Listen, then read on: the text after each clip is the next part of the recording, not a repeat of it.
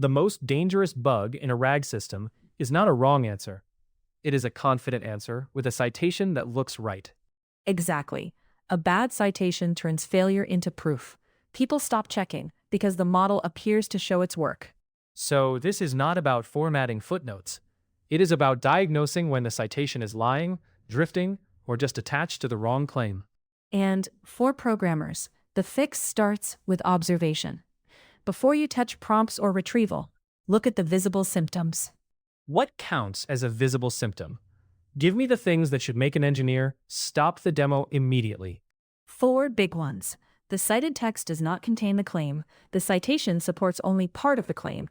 The citation is from the right document but wrong section. Or the answer combines 2 chunks, then pins the whole statement on one source.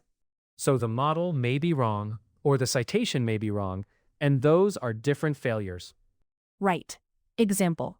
The answer says, the refund window is 45 days, citing a policy page. You open the page.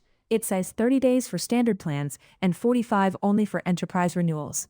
The answer flattened a conditional, and the citation now overclaims. That is the kind of mistake that creates legal and product risk fast. What do you inspect first when you see that? Inspect 4 places in order: retrieval results, the context actually sent to the model, the prompt instructions, and the answer fields you log. If you skip one, you end up guessing. Break that down. What in retrieval tells you the citation went bad before generation even started? Check the top retrieved chunks, their ranks, scores if you have them, source IDs, section headings, and chunk boundaries. You are asking, was the supporting passage missing, buried too low, split across chunks, or outranked by a semantically similar but wrong passage? So, if the right passage never showed up, this is a retrieval problem, not a citation problem. Usually, yes. Example, a user asks about rate limits for batch exports. Retrieval returns general API limits, not export limits, because the query matched the phrase rate limits. The answer cites the API doc, which is plausible but wrong for the feature. That is a nasty one, because the source looks authoritative. The loser is the team that assumes authority equals relevance.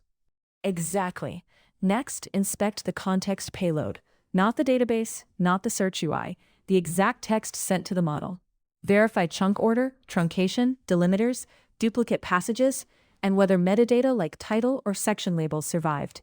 A correct retrieval set can still become a wrong context window. Give me a concrete failure there. Say retrieval found the right FAQ entry and the exception note below it, but your assembler truncated the note because of token budget. The answer cites the FAQ entry and misses the exception. That looks like model sloppiness, but the real cause is context construction. So now, retrieval and context are separate suspects. Where does the prompt enter the crime scene? When the prompt asks for neat certainty instead of grounded support, inspect instructions about citing every sentence, preferring a single citation, summarizing aggressively, or answering even when evidence is weak. Those settings can force citation theater. Meaning, the system is rewarded for attaching a source, even if the source is only adjacent to the claim. Yes, practical example. The prompt says always provide 1 citation per bullet. The model produces a bullet that merges eligibility, pricing, and exceptions, then grabs 1 chunk to satisfy the rule. The citation is not fake, but it is not sufficient either. And that is where teams start using fake precision. Tiny anchors, exact-looking spans, lots of confidence, no real support. Which is why you should also inspect answer fields. Log the final answer, the selected citation IDs, any intermediate claim list if you generate one, and the raw snippets associated with each citation.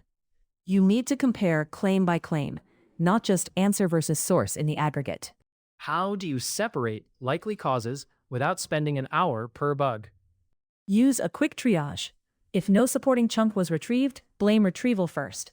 If it was retrieved but missing from the sent context, blame assembly or truncation.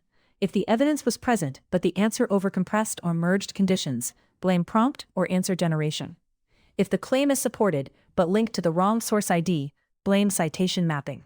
Citation mapping is the quiet killer, right? The words are fine, the source pointer is wrong, and everyone trusts the pointer. Yes. Example, Your answer planner selects chunk B, but a post-processor reorders references and attaches chunk A. Now the answer text may even be correct, but the citation is wrong. That is why answer fields and source IDs must be auditable end to end. What should a programmer do in practice tomorrow morning? Build a failure worksheet.